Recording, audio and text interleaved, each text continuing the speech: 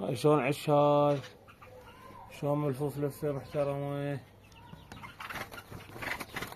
يا الله ما اقدر اطخ العيش لين ايدي بيها ريحة مال عطر.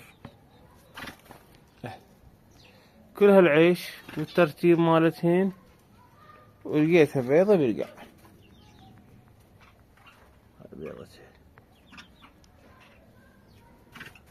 السبب لو الفحل حارشها، لان ذيك الوجبة ما خلاها تنام خطية ويجي يتحارش بيها. السبب الرئيسي نرجع على السبب، القوب محمية مو غميجة، هسه غموجها 70 فحل يقمز يرجع على نتيجته، يقمز يرجع على نتيجته. والسبب الثاني البزون، تيجي يومية تلعب على مو اني معلق بلابول، هنا واحد هناك اثنين، اي تيجي تلعب.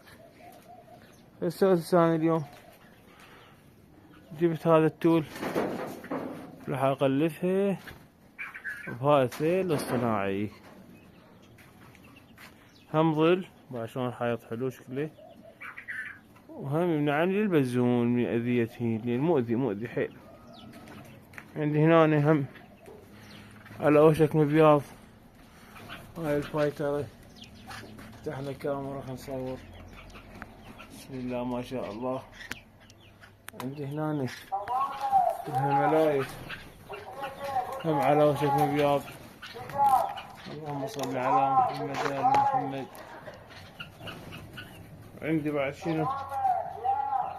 عندي هاي الفايتر، هذا من اتوفق بيه. هاي صار ثالث مرة تبيض هذا الموسم، ما ملقاح، قالوا بيها دود عالجناها. وعشان ما شاء الله هم عشها مخربط، مدري شلون عم تشوفه. منا الباب مالتي، منا الباب مالتي.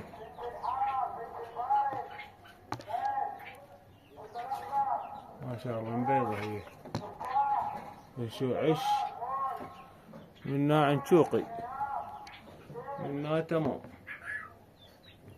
طبعا طولت الفيديو عليكم اني، بس هالموسم صوت الاكيل، صوت البزون، سبب رئيس البزون كان ما عندي بزون اني، لان هم بيضات مرة ثانية على التوالي ما ملقح.